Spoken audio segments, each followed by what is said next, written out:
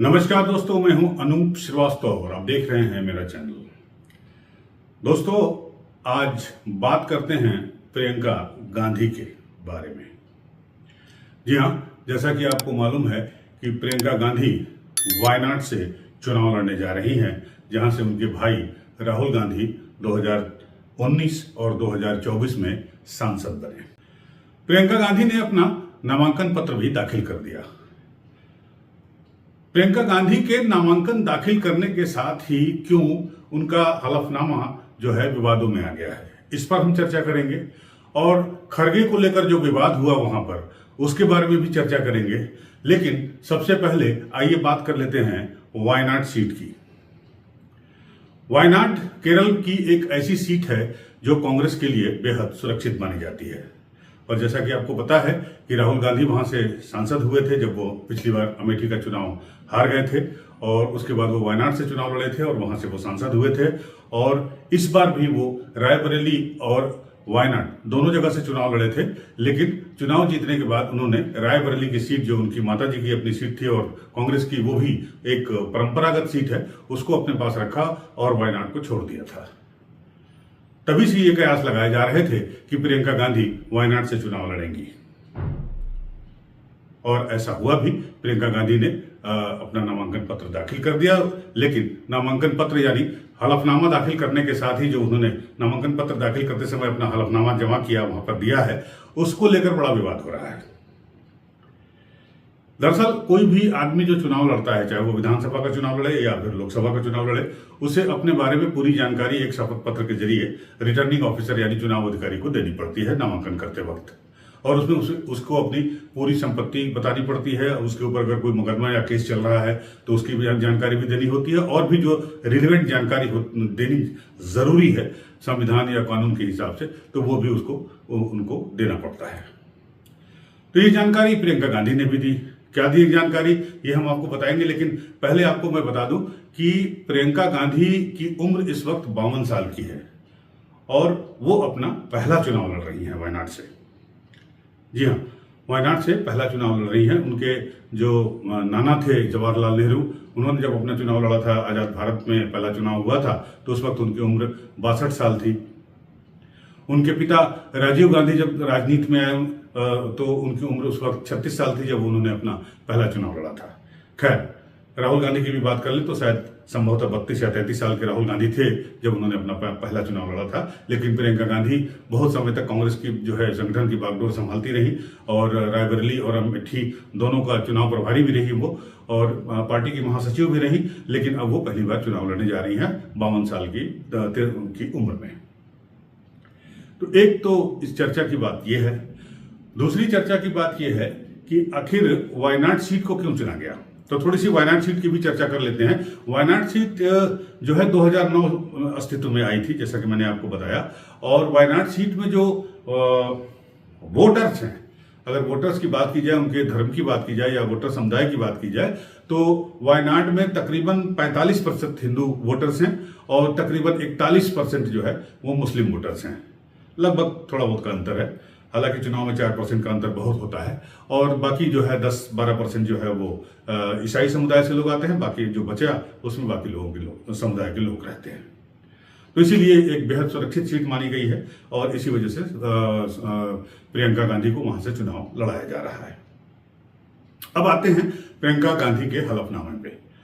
हलफनामे में महत्वपूर्ण बात क्या है? महत्वपूर्ण बात यह है, जिसको लेकर बीजेपी ने सवाल भी उठाना शुरू कर दिया है। बीजेपी ने सवाल उठाए हैं। बीजेपी ने क्या सवाल उठाए हैं, और प्रियंका गांधी ने हलफनामा में ऐसा क्या दिया है विवरण, जिसकी वजह से वो विवाद में है। और उस वक्त जब वो नामांकन भर रही थी तो उस वक्त उनके साथ एक वीडियो जो सोशल मीडिया पे बड़ा वायरल हो रहा है, उसके बारे में भी चर्चा करेंगे। आप बने रहिए हमारे साथ। तो सबसे पहले बात कर लेते हैं प्रियंका गांधी के हलफनामे की, जिसमें उन्होंने अपनी संपत्ति का विवरण दिया है। और उस संपत्ति के खुलासे को लेकर जो है बीजेपी का एक वर्ग जो है वो उन पर सवालिया निशान लगा रहा है। प्रियंका गांधी ने जो हलफनामा दिया है उसमें उन्होंने जो अपनी चल संपत्ति का ब्यौरा दिया है, उसमें वो उसकी करीब करीब कीमत 12 करोड़ रुपए बताई गई है, जिसमें सोना, चांदी, गाड़ी और म्यूचुअल फंड, शेयर्स, गहने, बहुत सारी चीजें हैं। कुल मिलाकर अगर टोटल जो उनका आकलन किया गया तो उसकी कीमत कुल 12 करोड़ रुपए आती है।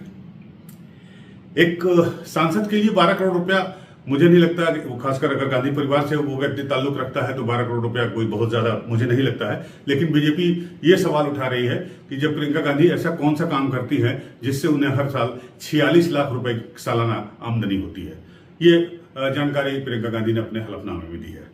तो इसको लेकर विवाद उठ रहे हैं। लेकिन अगर बात की जाए बाकी पार्टियों के सांसद की, चाहे खुद बीजेपी के सांसद हों, चाहे कांग्रेस के दूसरे सांसद हों, या समाजवादी पार्टी के सांसद हों, बिहार से अगर जेडीयू के सांसद हों, तो उसमें से ऐसे कई सांसद हैं जिनकी संख्या सैकड़ों में हो सकती है। अगर चारों पांचों पार्टियों के सांसदों के नाम जोड़ दिए जाए तो ये संख्या 200-300 के आसपास पहुंच सकती है, जिनके पास 20 करोड़ या 25 करोड़ से ज्यादा की संपत्ति है।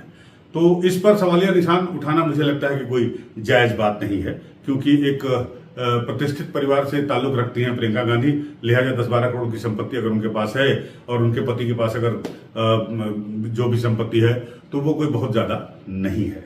इससे ज्यादा संपत्ति तो मुझे लगता है कि समाजवादी पार्टी के सांसदों के पास होगी और हमारे बिहार के जेडीयू के सांसदों के पास होगी। खैर, आते हैं अब इस विवाद के से आगे बढ़ते हुए खरगे के विवाद पर। जब वो नामांकन करने गई थी तो उनके साथ मल्लिकार्जुन खरगे भी थे, केसी वेणुगोपाल भी थे, उनके पति रॉबर्ट वाड्रा भी थे, उनकी मां सोनिया गांधी भी थे और राहुल गांधी भी थे। तो पिछले दिनों आपने देखा होगा कि सोशल मीडिया पर एक वीडियो वायरल हो रहा था जिसमें यह दिखा रहा था कि खरगे साहब जो है अधखुले दरवाजे से अंदर झांक रहे थे और उस वीडियो को वायरल करके ये प्रचार किया गया, या यूं कहें दुष्प्रचार किया गया, कि खरगे साहब वो बाहर खड़े थे जब प्रियंका गांधी नामांकन अपना पर्चा दाखिल कर रही थी। तो एक जानकारी मैं आपको देना चाहूंगा ये कि कोई भी उम्मीदवार, चाहे वो विधानसभा का चुनाव लड़ रहा हो, चाहे वो लोकसभा का चुनाव लड़ रहा हो, तो जिस वक्त वो रिटर्निंग ऑफिसर के पास अपना पर्चा दाखिल करने जाता है उस वक्त उसको मिला के 5 आदमी से ज्यादा नहीं हो सकते। तो ये बाद में पता चला कि जिस वक्त जब पहली बार वो गई वहां पर प्रियंका गांधी नामांकन दाखिल करने, तो उनको लेट हो गया था, उनको 1 बजे पहुंचना था, लेकिन रैली और रोड शो की वजह से जो है उनको देरी हुई और वो तकरीबन 3-4 बजे के आसपास वहां पर पहुंची थी, समय कम था। और सबसे पहले प्रियंका गांधी और राहुल गांधी, रॉबर्ट वाड्रा, उनके बेटा रेहान और सोनिया गांधी अंदर गई। और प्रियंका गांधी जब पर्चा भर रही थी तो उन्होंने रिटर्निंग अफसर से ये पूछा भी कि मेरे साथ कुछ लोग और आए हैं जो बाहर खड़े हैं, उनका इशारा मल्लिकार्जुन खरगे और केसी वेणुगोपाल की तरफ था, क्या मैं एक सेट जब भर लूंगी तो जब दूसरा सेट दो सेट भरने पड़ते हैं उम्मीदवार को, तो दूसरा सेट जब मैं भरूंगी तो क्या मैं उनको अंदर बुला सकती हूं? तो उस पर रिटर्निंग अफसर ने उनसे कहा कि आपको इनमें से 2 आदमियों को बाहर भेजना पड़ेगा। तो उन्होंने कहा कि ठीक है, मेरे पति और मेरे बच्चे बाहर चले जाएंगे, बाकी फिर और वही हुआ भी। जब सेकंड सेट वो अपना पर्चा भर रही थी तो उस वक्त जो है उनके पति और बच्चे रेहान जो है वो बाहर चले गए और तब जो है खरगे साहब और केसी वेणुगोपाल साहब अंदर आए और उनके साथ बैठे, उनका पर्चा दाखिल कराया।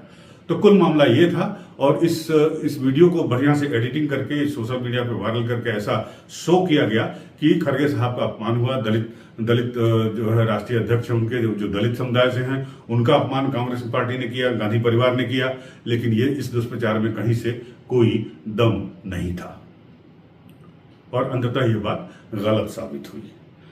तो ये 2 बड़े कारण थे जिसकी वजह से प्रियंका गांधी का हलफनामा जो है वो बड़ा चर्चा में है। और अब सवाल ये उठता है कि खैर ये गांधी परिवार है या मोदी जी हैं या अमित शाह हैं, जो भी बड़े नेता हैं जो बड़े परिवार से ताल्लुक करते हैं या बड़े पद पे हैं, उनके साथ विवादों का नाता तो जुड़ा ही रहता है। तो प्रियंका गांधी निश्चित रूप से चुनाव लड़ रही है तो निश्चित रूप से विपक्षी पार्टियां, खासकर बीजेपी, उन पर जो है हमला करने का कोई भी मौका छोड़ेगी नहीं। लेकिन बहरहाल अब इन दोनों विवादों से वो निकल चुकी हैं। और आखिरी सवाल ये है कि राहुल गांधी जो वहां से 2 बार चुनाव जीते हैं, पहली बार वो करीब 4 लाख से ज्यादा वोटों से चुनाव जीते थे और दूसरी बात हालांकि वोटों का परसेंटेज थोड़ा कम हुआ, लेकिन फिर भी वो 3,60,000 के आसपास के वोट से जीते और उसके बाद उन्होंने इस्तीफा दिया। उनकी बहन वहां से चुनाव लड़ रही हैं। तो क्या प्रियंका गांधी राहुल गांधी के रिकॉर्ड को तोड़ पाएंगी? ये एक बड़ा सवाल है। बनी रहेगी इस पर नजर हमारी। आप भी हमारे साथ बने रहिए। अगर आपको ये वीडियो पसंद आया हो तो हमें लाइक और सब्सक्राइब जरूर कीजिएगा। धन्यवाद। शुभ रात्रि।